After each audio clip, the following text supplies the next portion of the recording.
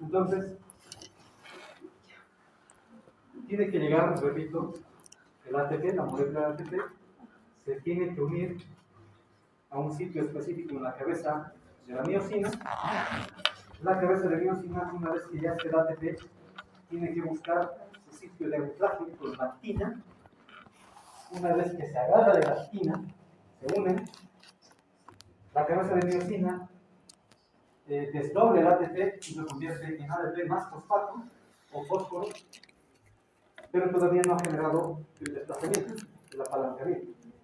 Para que se genere eso, tiene que salir del grupo fosfato y recién la cabeza de miosina va a hacer este movimiento.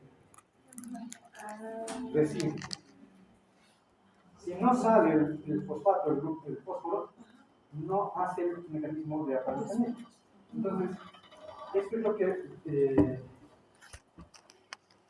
está ocurriendo y lo que acabo de detallar de manera esquemática. Entonces viene el ATP, la miosina ya se ha unido a su sitio de acoplamiento en la actina, la miosina ya ha desdoblado el ATP en ADP más fosfato, sale el fosfato y recién la cabeza de la miosina genera el apalancamiento.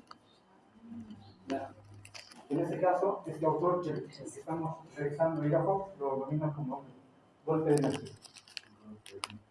Golpe de energía. Ahora, otro detalle que tenemos que entender. Imaginemos que esto fuera solamente en 2D, pues sabemos que no es así. Imaginemos que esta es una fibra delgada, un filamento delgado y un filamento grueso. Este mecanismo que acabo de explicar, que ocurra una vez, solamente va a mover el filamento delgado unos cuantos, muchos ceros por debajo, milímetros. O sea, desplaza una nada. Desplaza una nada. ¿Qué significa? Que el mecanismo de apalancamiento con golpe de energía, para que se contraiga finalmente el músculo de manera completa, total, yo quiero flexionar mi antebrazo, para que realicemos este movimiento, esto tiene que ocurrir.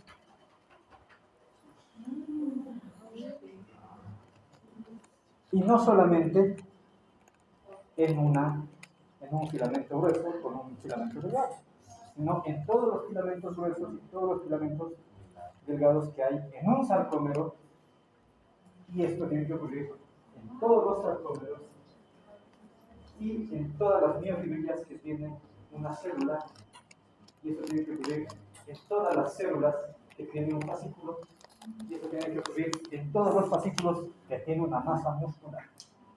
Si no, la contracción sería incompleta. Incompleta. ¿Se entiende, verdad? Ahí atrás, señorita, la bella urgencia.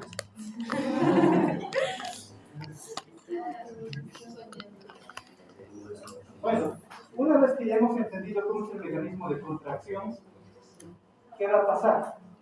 Para que haga esto, o sea, para que vuelva a su sitio, ¿qué tiene que ocurrir? El ADP tiene que salir. El ADP sale y por ende la cabeza vuelve a su lugar. Entonces, acá tenemos la secuencia de lo que está ocurriendo en el mecanismo de la contracción. Está el filamento grueso, el filamento delgado, está el ATP se está acoplando, el acoplamiento del ATP a la cabeza de miosina genera la unión hacia la actina. Una vez que ya está unida a la actina, el ATP es desdoblado en ADP y fosfato. Luego el fosfato va a salir, ya está el acoplamiento y recién genera el apalancamiento. Sale el fosfato y sale el ADP y la cabeza vuelve a su lugar y otra vez necesita ¿qué? otro ATP para que esto se genere nuevamente. Y como hemos dicho que esto tiene que ocurrir rápido, entonces en una sola contracción se pueden gastar muchas, miles, y hasta podemos decir millones de moléculas de ATP. Por lo tanto, la contracción del músculo, tanto esquelético, que es el más abundante que tenemos, el corazón que está trabajando constantemente, y lógicamente el músculo liso es similar. Utilizan una gran cantidad de energía. Se requiere mucha energía para que esto no esté alterado, para que no lleguen a la clase de las 5 a 7 de fisiología y luego ya no pueden apalancar los músculos extensores para estar atentos.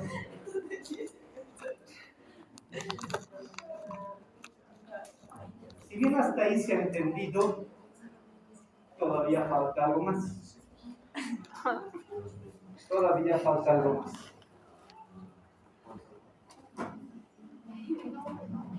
La troponina y la tropomiosina no son solamente proteínas estructurales, o sea, no solamente están ahí presentes, algo tienen que hacer.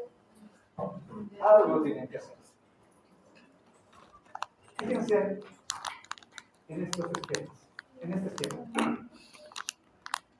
La troponina, de hecho, no es una sola proteína, sino son 3 componentes proteicos. Uno que es más grande, que suele ser el segmento alfa, luego está el beta y el delta. 2 pequeños. Y la tropomiosina sí tiene forma más o menos, una proteína alargada que hemos dicho. ¿Cuál es el trabajo de la troponina y la tropomiosina? Y como que nadie también preguntó, ¿y el calcio dónde? ¿Y el calcio cuándo?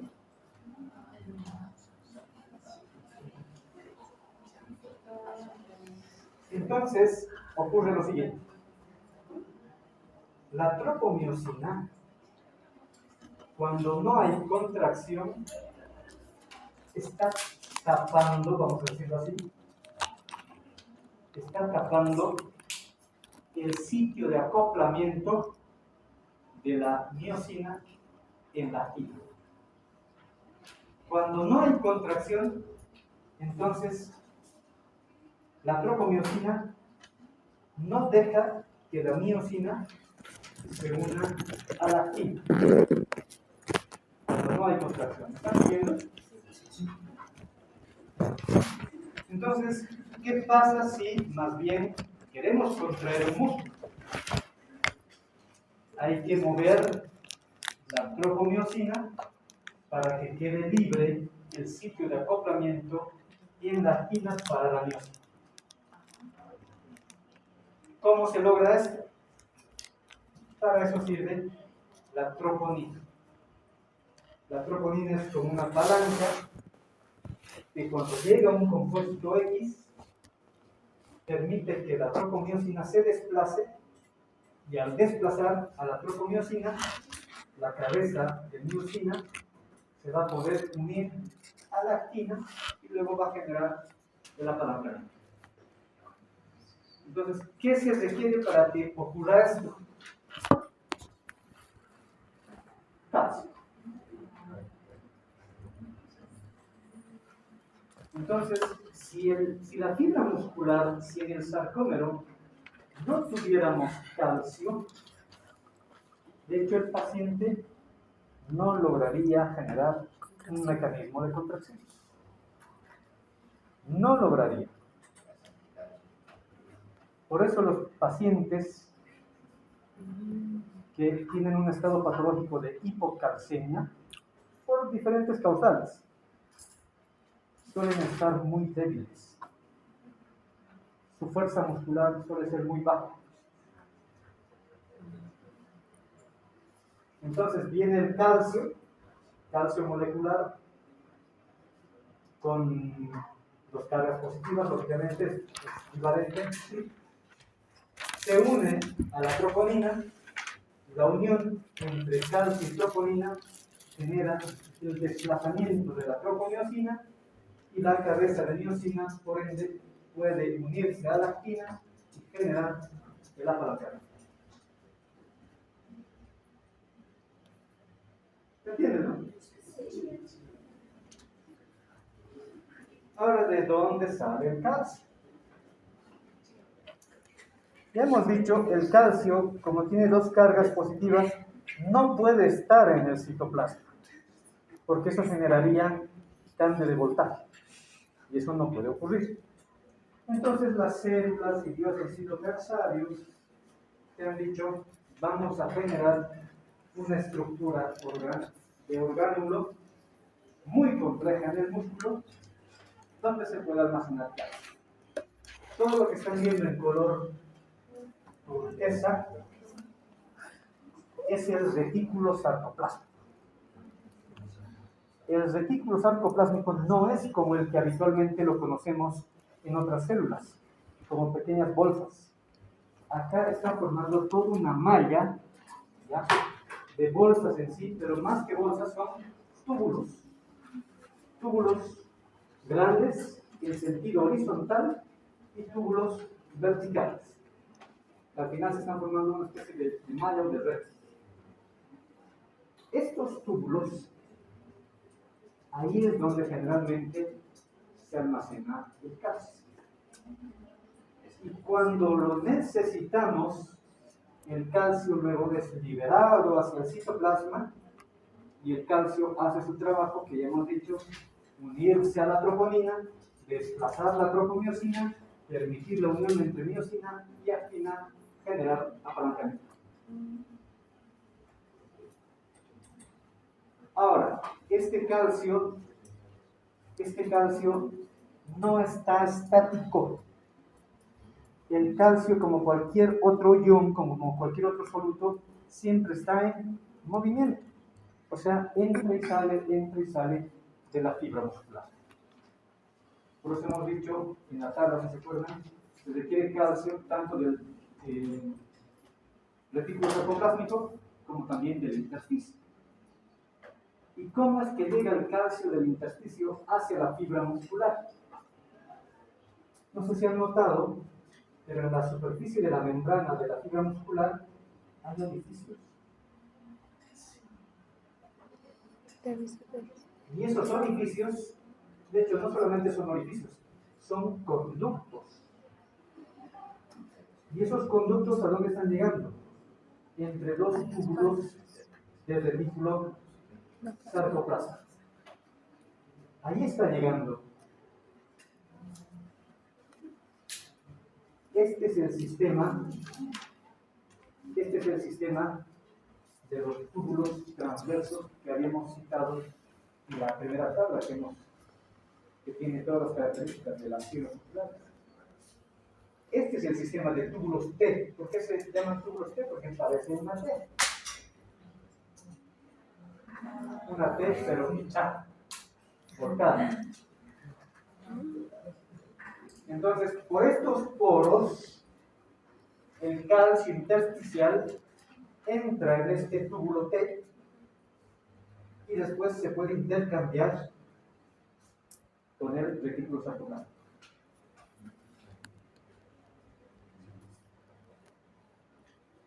¿Se entiende? Entonces, aquí está el modo en el que el calcio entra y sale. Tenemos calcio por acá. Y este calcio entra en el túbulo T. ¿Y qué hay ahí? La membrana celular de la fibra muscular. ¿Y qué puede haber en una membrana celular? Proteínas de transporte. Entonces, en el túbulo T tenemos una gran cantidad de proteínas de transporte casi específicas para el calcio.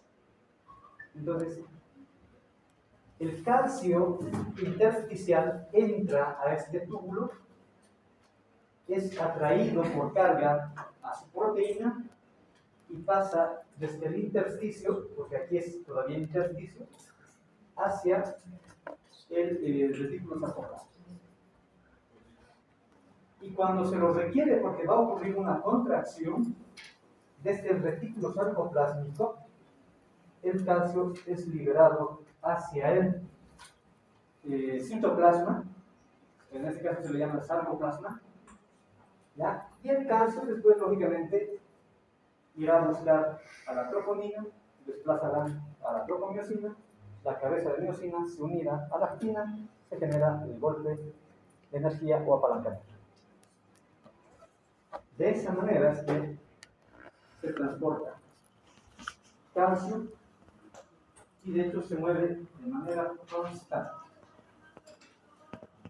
Esto es un resumen de todo lo que hemos detallado en un flujograma. ¿Quién va a generar el estímulo? Ese que es voluntario. ¿Quién genera el estímulo? Una neurona motora somática. Esa neurona motora somática libera un neurotransmisor que es acetilcolina. La acetilcolina se une a este receptor de tipo nicotínico. Estos receptores nicotínicos, al unirse con la acetilcolina, ¿qué van a generar? Abren canales para diferentes compuestos desolubles, como por ejemplo sodio. Entonces, el sodio entra dentro de la fibra muscular y como el sodio es de carga positiva, empieza a cambiar el voltaje. Entonces, la fibra muscular se despolariza.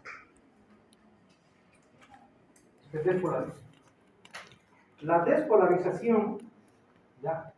Va a generar un potencial de acción que va a permitir que se abran más canales sensibles para el sodio, sensibles al voltaje. Se abren más canales, por lo tanto, va a entrar más y más y más sodio cada vez. Una vez que ya se ha despolarizado la fibra muscular, en los túbulos transversos, que hace un rato ya hemos explicado, el calcio sale del retículo sarcoplásmico y es liberado hacia el citoplasma. En este caso, sarcoplasma. Entonces, la liberación de calcio hace que lógicamente busque a su sarcómero respectivo de manera específica a la troponina. Por lo tanto, el calcio después se une a la troponina y la troponina permite el desplazamiento de la tropomiosina, la cabeza de miosina se une a la actina y genera el apalancamiento. De esa manera se realiza la contracción muscular.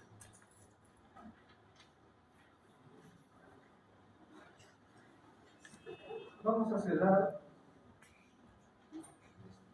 más no terminar el tema con esta diapositiva. Con esta diapositiva. De hecho, ya no falta casi nada. ¿De dónde saca? Ya sabemos de dónde viene el calcio. ¿De dónde saca tanta energía el músculo? Porque se requiere mucha cantidad de ATP. Esto solamente es un esquema gráfico, bueno, un gráfico en realidad de barras en colores de las fuentes. No nos dice qué está haciendo el músculo para volverlo a ATP, pero creo que es obvio. Si es azúcar, entra en el ciclo de Krebs y se genera ATP. Si es grasa, generalmente entra en la beta-oxidación y se produce ATP. ¿Ya? Bueno, el músculo, en una actividad leve, que es la cotidiana, para desplazarnos, caminar, no usa glucosa en gran cantidad para obtener ATP. No lo usa. ¿Qué utiliza? Ácidos grasos, hidratos. Lo que más usa el músculo, y es similar para el músculo cardíaco, es grasa. De la grasa es de donde principalmente saca ATP o genera ATP. Obviamente por un metabolismo químico, ya hemos dicho beta-oxidación, y en gran proporción, en gran porcentaje. De ahí sale la mayor cantidad de ATP para la contracción. Pero no es su única fuente en ejercicio leve, en la dinámica habitual. No es su única fuente, también puede sacar Glucosa plasmada. glucosa, o sea, azúcar de la sangre, y también puede utilizar Glucógeno. azúcar de reserva que tiene almacenado. ¿Ya? Y ese azúcar de reserva se lo empaqueta en cadenas de glucógeno. O sea, ¿qué es el glucógeno? Son cientos, son miles de glucosas empaquetadas. Entonces, puede usar las tres fuentes, pero la que más se utiliza de manera cotidiana son los ácidos grasos. Pero si aumentamos nuestro trabajo, ¿ya? Que si trotamos, corremos, obviamente va a cambiar. Porque la oxidación de los ácidos grasos es lento, para empezar, y no produce tanta cantidad de ATP como quisiera el músculo, y lo requiere. Entonces tiene que utilizar otros sistemas metabólicos más rápidos, más efectivos, que le den más ATP. Entonces, en ese caso, ¿qué va a usar? Saca más reservas de azúcar, de glucosa, o sea, el glucógeno lo descompone y va liberando glucosas. Y eso entra al ciclo de Krebs, ATP, etc. O en su defecto, puede sacar también todavía azúcar del plasma directamente. Porque es igual, puede tardar un poco.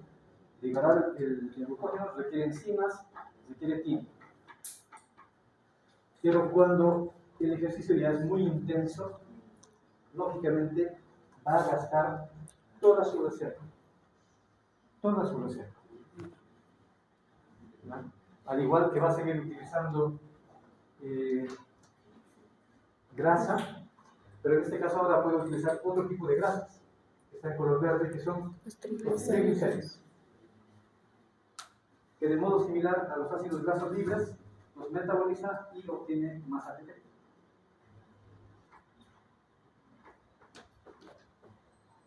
¿Dudas? ¿Preguntas?